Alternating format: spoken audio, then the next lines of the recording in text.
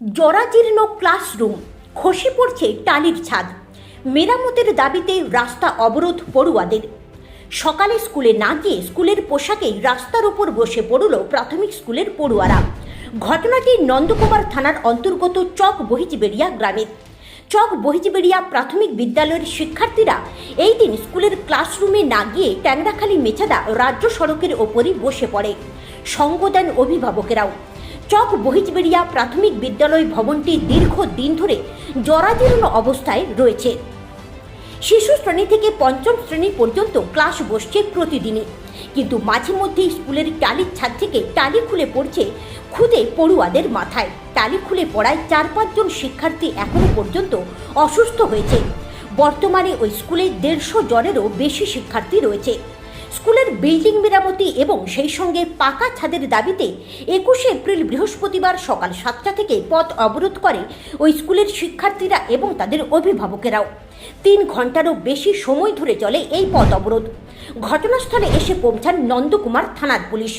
পথ অবরোধ তুলতে গিয়ে প্রাথমিকভাবে জনরোষের মুখে পড়েন পুলিশ। পরে পুলিশের আশ্বাসে অবরোধ তুলে নেয় শিক্ষার্থী এবং তাদের অভিভাবকেরা। ওই স্কুলের শিক্ষক শিক্ষিকাদের কাছ থেকে জানা যায়, আমফান ঝড়ের পরবর্তী সময় থেকেই স্কুল বিল্ডিংয়ের এই বেহাল অবস্থা। জানানো হয়েছে ঊর্ধ্বতন কর্তৃপক্ষকে। সবকিছু খতিয়ে দেখে যান শিক্ষা দপ্তরের ইঞ্জিনিয়ার, কিন্তু তারপরও স্কুল বিল্ডিং মেরামতের জন্য আর্থিক অনুমোদন পাওয়া যায়নি। স্থানীয় অভিভাবকদের কথায় রাজ্য সরকার সমগ্র রাজ্য জুড়ে উন্নয়নের জন্য একাধিক প্রকল্প গ্রহণ করেছে, তারপরেও স্কুল বিল্ডিংয়ের এই বেহাল অবস্থা কেন? যদিও এই প্রশ্নের উত্তর অভিভাবকদের জানা নেই। তারা কার্যত হুঁশিয়ারির সুরে জানান, 1 সপ্তাহের মধ্যে ওই স্কুল বিল্ডিংয়ের মেরামতির কাজ শুরু না হলে ভবিষ্যতে তারা বৃহত্তর আন্দোলনের পথে যাবেন।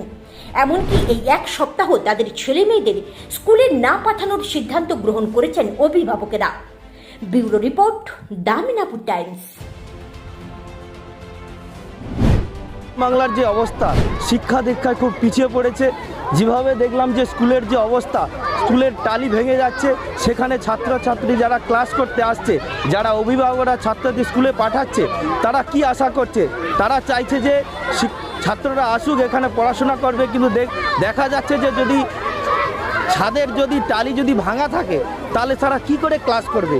সেই শিক্ষার যে অগ্রসরটা পিছিয়ে যাচ্ছে এই রাজ্যে।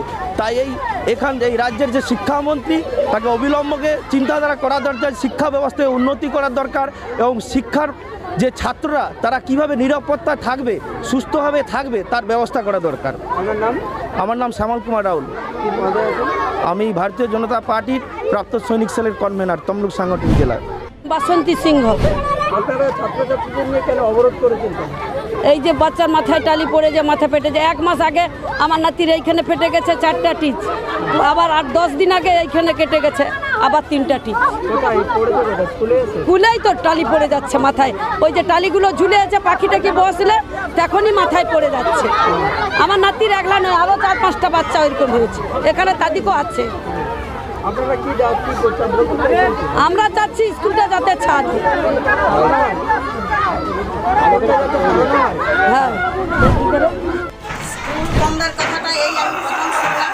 এবারে এসআই ম্যাডামকে আমি জানিয়ে, এসআই ম্যাডাম এক্ষুনি ফোন করছিলেন, এইসব কথা আমি জানিয়েছিলাম।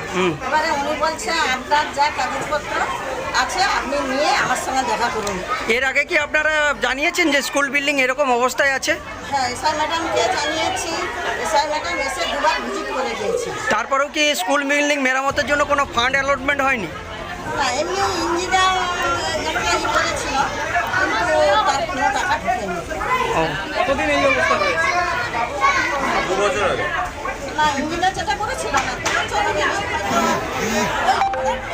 পরে 6 মাস। মানে কোন ঝড়? আমপান? এই একটা ছিল তো। তার